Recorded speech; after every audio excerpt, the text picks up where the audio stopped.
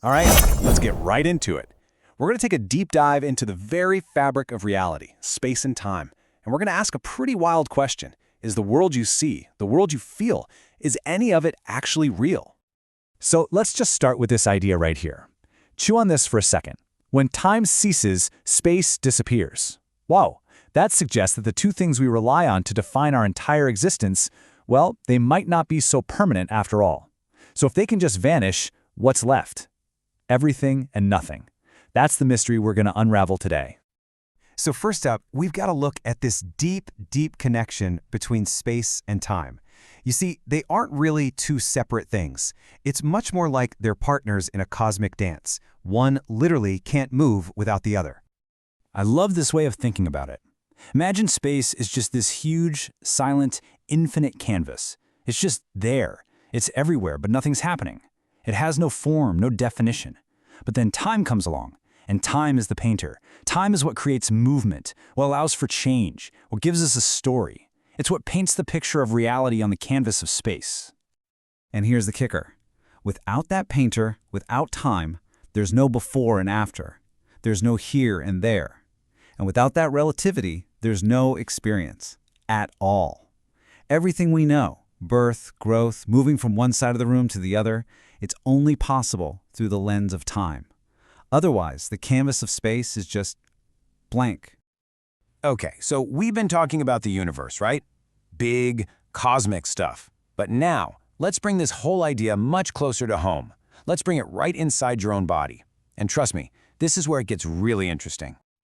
It sounds like a simple question, doesn't it? You know, you're made of bone and muscle and skin. You're a solid thing, sitting there listening to me. But are you?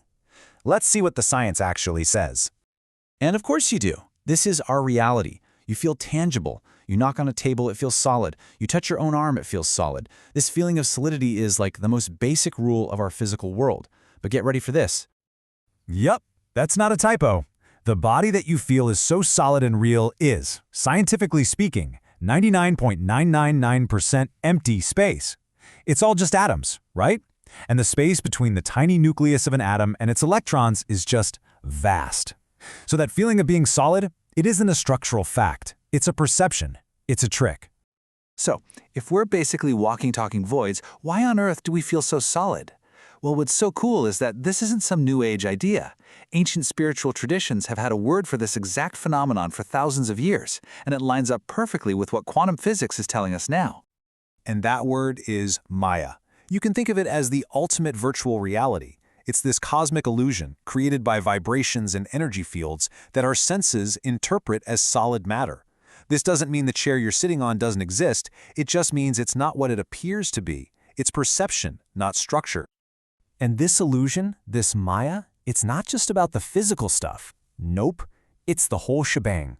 Every sound you hear, every object you see, even the thoughts running through your head right now, and the body you call your own, it's all part of this incredible, intricate performance.